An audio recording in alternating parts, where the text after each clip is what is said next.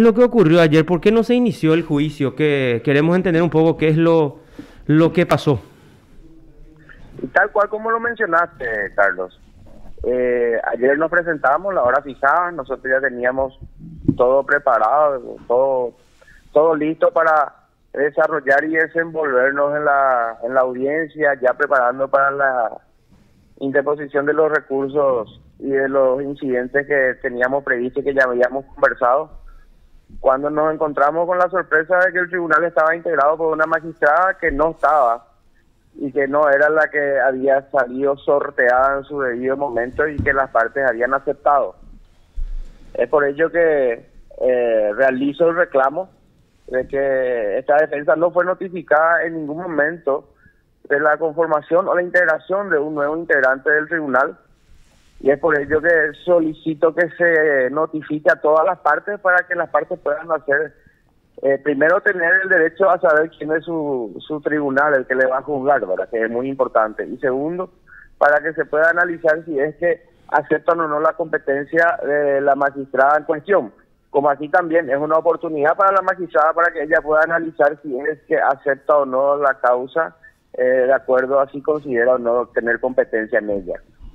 Entonces, creyendo que es un procedimiento fundamental, entonces solicitamos la posposición del juicio oral hasta que se cumpla este requisito sustancial. Bueno, y a ver un poco, ¿y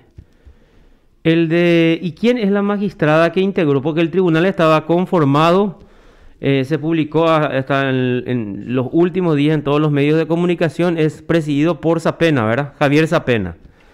Javier Sapena, la doctora Frachi y Miguel Ruiz. Miguel Ruiz, ¿verdad? Como si fuese un equipo de fútbol, se cambió así a última hora, como si, bueno, vos vas a suplentear y vos entras de titular.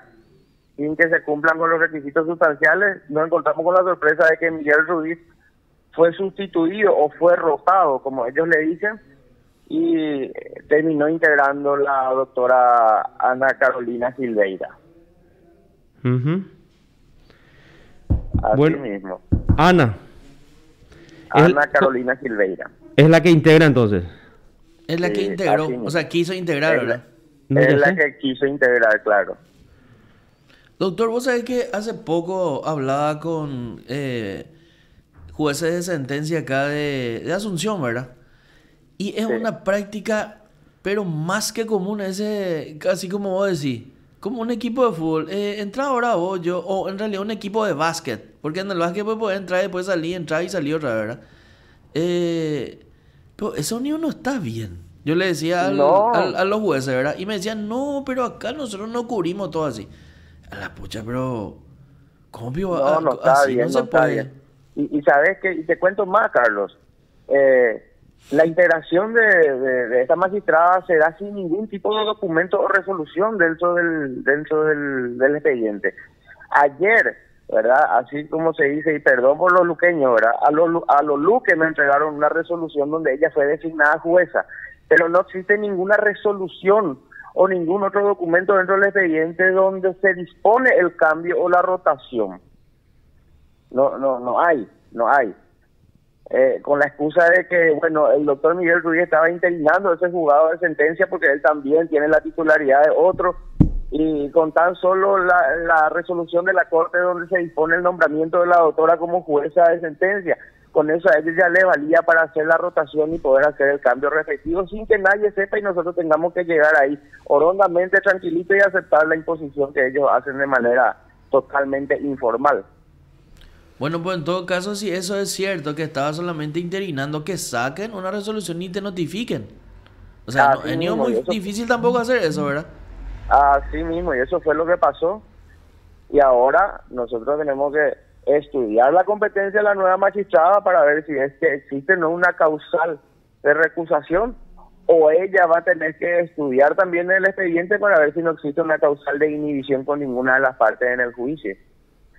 Acá me enviaron, doctor, para preguntarte, me dice, ¿por qué no expresó los agravios que tenía contra la jueza Carolina Silveira? Si es que tenía, dice, en el intento del inicio del juicio? O sea, ¿por qué ya no lo expresaste o no era el momento o cómo se puede entender eso? ¿Una estrategia o lo podías hacer o no? ¿O no?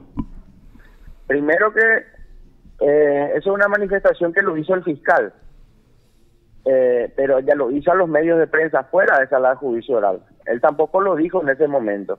Primero. Segundo, yo no podía hacer ninguna manifestación porque yo presenté ahí un incidente de posposición esperando a que el tribunal decida de que si esa magistrada quedaba en el lugar o volvía Miguel Ruiz, y una vez decidido me notifiquen. A mí me notifican ya clausurando la audiencia de ayer, donde sentado por alta ya las partes se dan por notificado y teniendo el plazo de ley para poder hacer lo que ellos consideren pertinente, ya que en todo caso el lunes 26 se procederá al inicio del juicio oral. Es lo que decidió el tribunal. Mal podría yo expresar lo que tenía que expresar en ese momento cuando la notificación se da en la culminación de la audiencia pública. Y la ley dice que yo tengo 3 días para manifestar cualquier tipo de cuestión con respecto a esta nueva integración, de acuerdo a la notificación que me doy desde ayer. O sea, tenés 10 días desde ayer, días. Entonces 10 días hábiles. 3 días. 3. Sí, señor, así mismo. 3 días para cuestionar o no la competencia entonces de la jueza Ana Carolina Silveira. Así mismo. Correcto. Así mismo. Bueno, y hasta ahí te digo, Carlos, porque después ya no te puedo decir más porque estoy elaborando mi estrategia ahora. Por eso justamente te iba a preguntar. Bueno, ahora sobre el fondo de la cuestión, tu cliente, la fiscalía le acusa por 2 hechos punibles, ¿verdad? Lesión de confianza y inducción a un subordinado, en este caso al cobro indebido de honorarios. Sí, así mismo. Son los 2 hechos que la fiscalía tiene que sostener, o no sabemos también, dentro del juicio oral. Sí, así mismo. Mira que uno ya está casi fuera, porque ya se encuentra prescrito. ¿Cuál es el de inducción al cobro indebido? Sí. Así mismo, el de inducción. Y tal como te lo había dicho la vez pasada. Sí. Doctor, ¿cuánto es la expectativa de pena de inducción? 2 años. O sea, en 4 eso prescribe sí o sí. No hay forma. Y más de 4 ya, porque su imputación es de diciembre del... Creo que el 14 septiembre. Septiembre del 2015. Septiembre. Casi 5 años ya.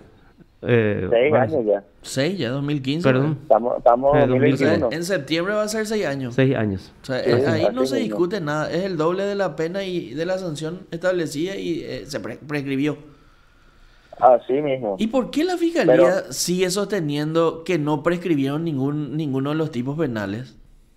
Y bueno, y eso veremos en juicio. Yo con respecto a la posición de la fiscalía, todo lo que ellos digan fuera de lo que es la acusación o la auto de apertura al juicio oral, me reservo para discutir y debatir con ellos en el juicio oral, ¿verdad? Ahora, con respecto a lo que dice la acusación en la autoelevación, podemos hablar totalmente porque es lo que está plasmado, es lo que está escrito y es lo que está demostrado, ¿verdad?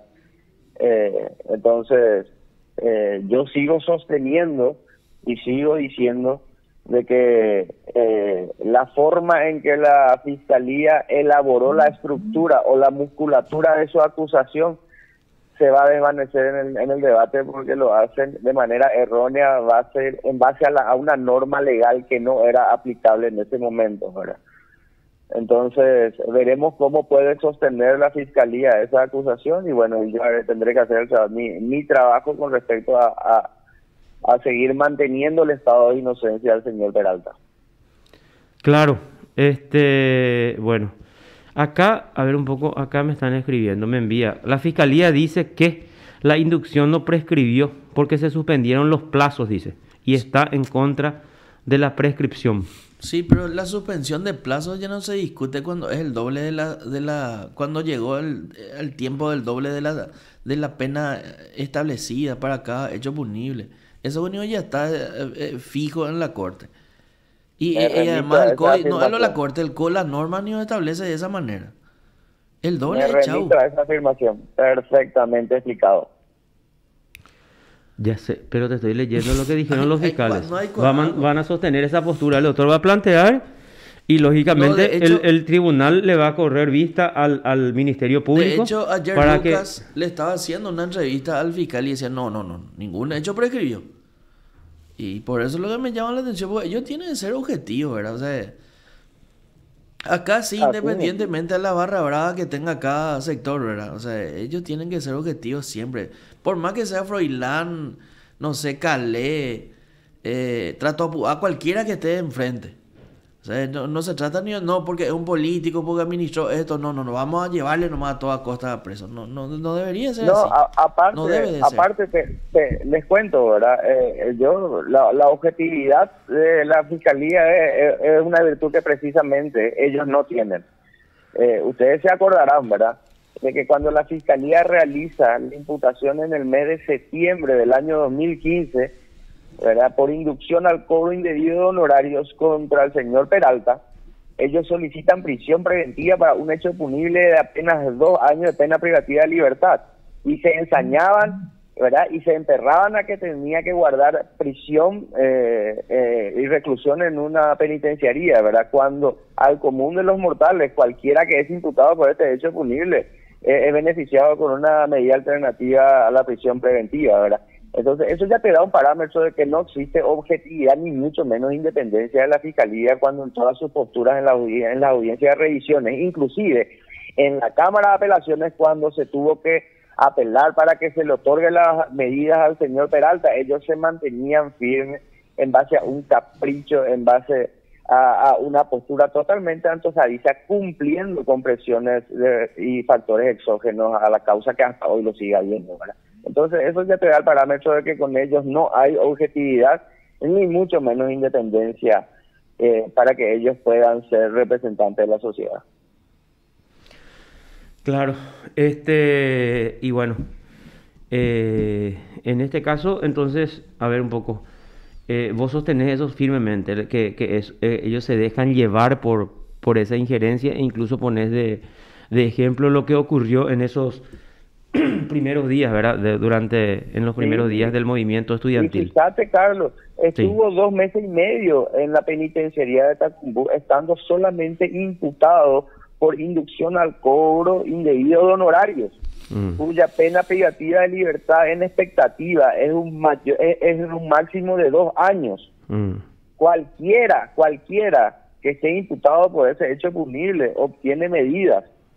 Y el romance que hay entre el Ministerio Público y Poder Judicial hace de que eso actúe en consonancia sin que la parte que representa la defensa tenga la misma posibilidad que el fiscal de poder tener acceso a los magistrados, en este caso los jueces, y el relacionamiento que constantemente ellos tienen entre sí.